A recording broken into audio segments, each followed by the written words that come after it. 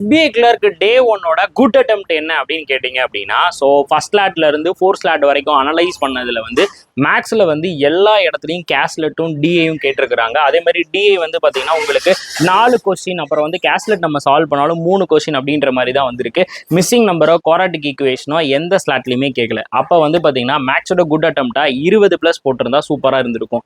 அதுவே ரீசனிங்னு எடுத்துக்கிட்டிங்க அப்படின்னா எல்லா ஸ்லாட்லையுமே 4 பஸ்ஸில் அதே மாதிரி அப்படியே என்ன பண்ணியிருக்கிறாங்க அப்படின்னா ஒரு ரேண்டம் பைஸா பிளட்டர்லைசேஷன், சிலாரிசம், அதுக்கப்புறம் இன்இக்வாலிட்டிஸ் அப்படின்னு மாற்றி விட்டுருக்காங்க. ஸ்கோரிங் ஏரியாவும் அங்கே வந்து கேட்டிருக்காங்க. ஸோ அங்கே குட் அட்டெம்ப்டா நான் வைக்கிறது என்ன அப்படின்னா 25+ அப்படின்னு சொல்லுவாங்க. அதுவே இங்கிலீஷ் அப்படின்னு வரும்போது எல்லா ஸ்லாட்லையும் ஓரளவுக்கு அதே லெவலில் தான் மெயின்டைன் பண்ணியிருக்கிறாங்க.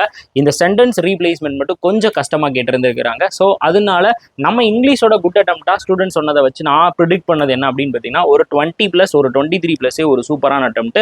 ஓவராலாக வந்து பார்த்தீங்கன்னா நீங்கள் 60+, அதாவது 62ல இருந்து 70 வரைக்கும் வந்து போட்டிருந்தீங்க அப்படின்னா எஸ்பிஐ கிளர்க்கோட டே ஒன்னோட பெஸ்ட் அட்டெம்ப்டா வந்து இருக்கும். நீங்க எவ்வளவு அட்டன் பண்ணீங்க அப்படின்றத கமெண்ட் பாக்ஸ் வந்து போட்டு விடுங்க. நீங்க எஸ்பிஐ கிளர்க்கு மெயின்ஸுக்கு இப்போ இருந்தே ப்ரிப்பேர் பண்ண ஆரம்பிச்சிருங்க. மண்டே ஆன்வர்ட்ஸ் நம்மளுடைய மணி மாஸ்டர் ட்ரிக்ஸ் ஆப்ல எஸ்பிஐ கிளர்க்குக்கான ஸ்பெஷல் பேட்ச் வந்து ஸ்டார்ட் ஆகுது. கண்டிப்பா ரெஜிஸ்டர் பண்ணிக்கோங்க. நீங்க ரெஜிஸ்டர் பண்ணிட்டீங்க அப்படின்னா ஸ்கிரீன்ல தெரியுற நம்பரை வாட்ஸ்அப்ல கான்டாக்ட் பண்ணுங்க. உங்களை குரூப்ல நான் ஆட் பண்ணி ஸ்பெஷலா என்னோட மென்டர்ஷிப் நான் ப்ரொவைட் பண்றேன். தேங்க்யூ.